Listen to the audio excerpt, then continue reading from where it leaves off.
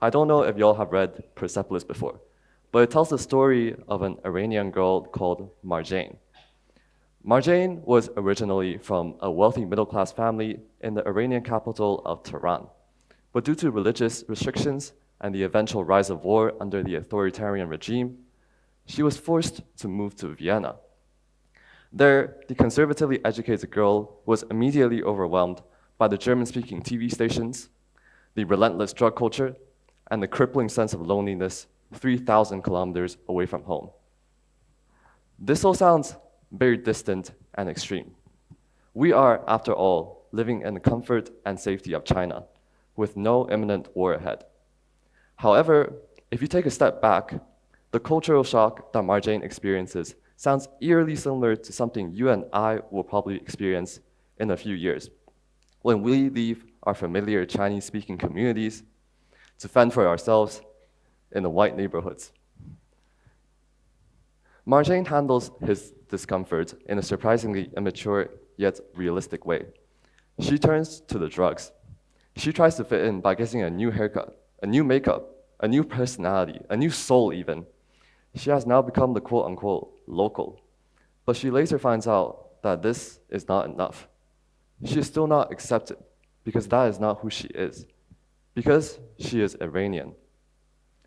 Ever since reading that book, I've been a lot more cautious in protecting my Chinese and Hong Kong identity.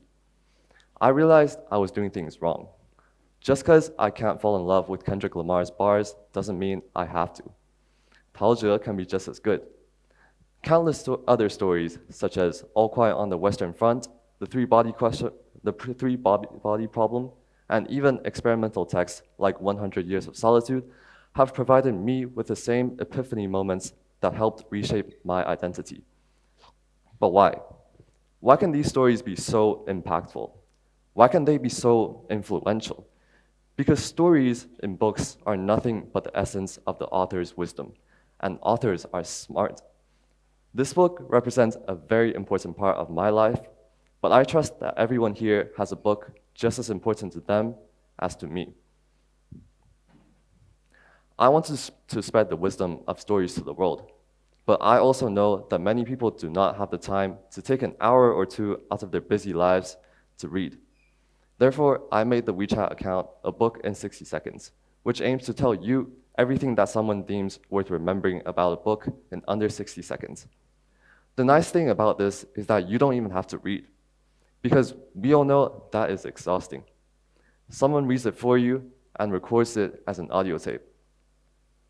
So far, we've covered books such as The Diary of Anne Frank, Joseph Campbell's The Hero with a Thousand Faces, and more practical books such as 0 to 1 by Peter Thief, along with many more. Now, I have a question for everyone here. Do you have a book that is especially moving or powerful to you?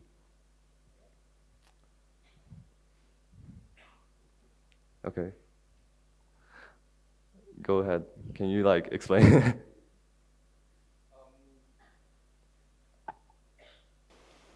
Courage to be hated. Why? The courage to be disliked. The Courage to be Disliked. Why is that book important to you? 刚刚那个展姐说的这句话，因为这本书 is a very short book about psychology. It's very it's a story, and it's not just fictional, so it's easy to read. Yeah. Okay. Well, after a few months of operating this account, I transferred to the Hong Kong UWC, where people from over 70 different countries are flown over to live together, and where I met some of the most diverse and remarkable people on this planet. As everyone slowly opened up, I started hearing more and more stories about people's lives in the most arbitrary settings. Imagine walking into a canteen and the first thing someone says to you is, "Hi, I'm from Palestine." And that's when you know it's going to be a heck of an interesting conversation. Luckily, her family all made it out alive and unscathed. But seeing her almost tear up when describing different streets that she knew by name and was now decimated was heartbreaking to hear.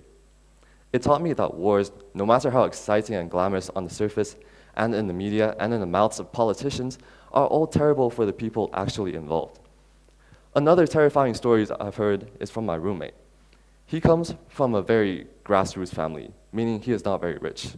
But he is very, very smart. And because he is very, very smart, he got into Oxford.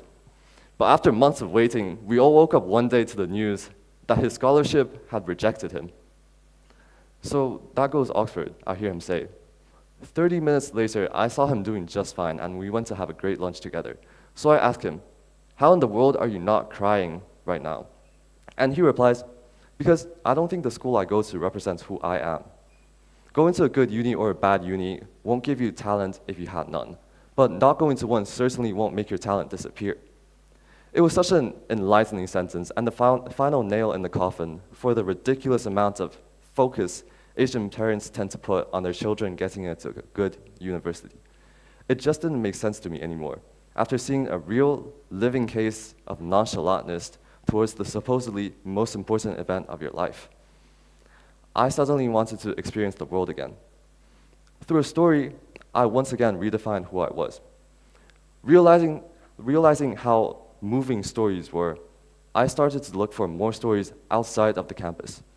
Most notably, I had great conversations with a lot of Hong Kong taxi drivers, since I was especially interested in the elderly drivers, since I imagined them living their retirement life instead of driving taxis at midnight.